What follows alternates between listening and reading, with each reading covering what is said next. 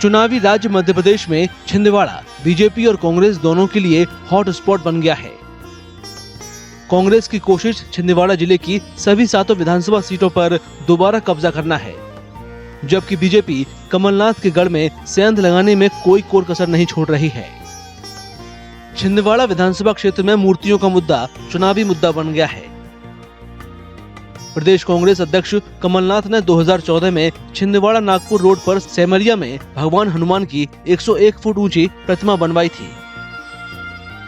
जवाब में उनके बीजेपी प्रतिद्वंदी बंटी साहू ने हाल ही में छिंदवाड़ा जबलपुर रोड पर भगवान शिव की 81 फुट ऊंची प्रतिमा बनवाई है।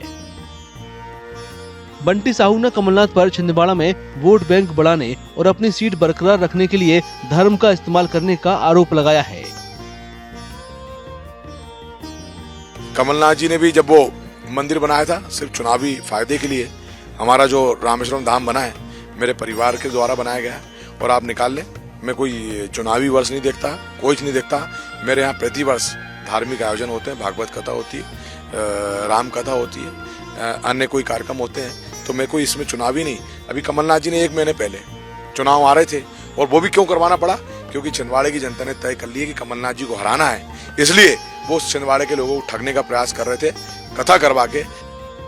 कमलनाथ के बेटे और छिंदवाड़ा निर्वाचन क्षेत्र से लोकसभा सांसद नकुल नाथ ने बीजेपी उम्मीदवार के आरोपों का खंडन किया है। उन्होंने कहा कि हनुमान प्रतिमा को राजनीति से जोड़ना गलत है।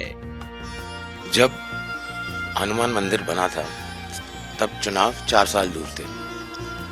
जब कमलनाथ जी बागेश्वर धाम गए थे उनको रिक्वेस्ट करने कि यहाँ आए, तब चुनाव 9 महीने दूर थे। इसी तरह प्रदीप मिश्रा जी का भी जब वो मिले थे, हम इंदौर में मिले थे, 6 महीने पहले मिले थे। अब उनकी डेट तो हम नहीं तय कर सकते, उन्होंने जब डेट दी तब कथा हुई। मूर्तियां बनवाना कितना राजनीतिक है, छिंदवाड़ा के लोग इसे लेकर अपनी अपनी राय दे रहे हैं। जी, धार्मिक रूप से तो सभी करते हैं प्रतिस्पर्धा, ये भगवान के द्वारा कनेक्ट करते हैं लोगों को, तो ये करते हैं राजनेता लोग जी।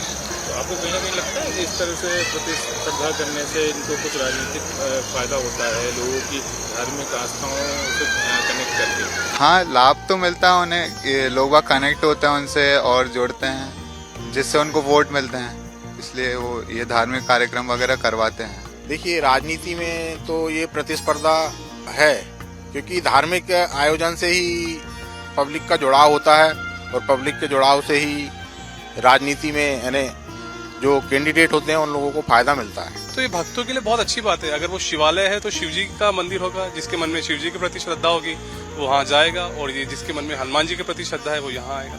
तो भले प्रतिस्पर्धा आप इसको वोट बैंक से समझे, लेकिन हाँ, अच्छा काम ही है भैया, हुआ तो बात अलग है, लेकिन काम तो अच्छा हो रहा है। जहाँ प्रतिस्पर्धा का विषय आता है, मुझे ऐसा लगता है कि प्रतिस्पर्धा होनी चाहिए। वोटर्स का कहना है कि अगर मूर्तियों के जरिए इलाके में समृद्धि आ सकती है तो उन्हें राजनीतिक एजेंडे से कोई ऐतराज नहीं है।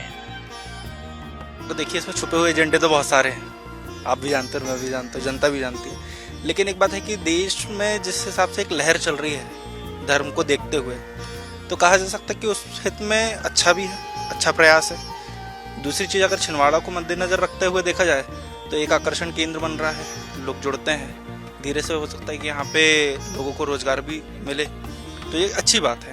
प्रयास ऐसे होते हैं और होने भी चाहिए। मध्य प्रदेश में 17 नवंबर को मतदान होगा। वोटों की गिनती 3 दिसंबर को होगी।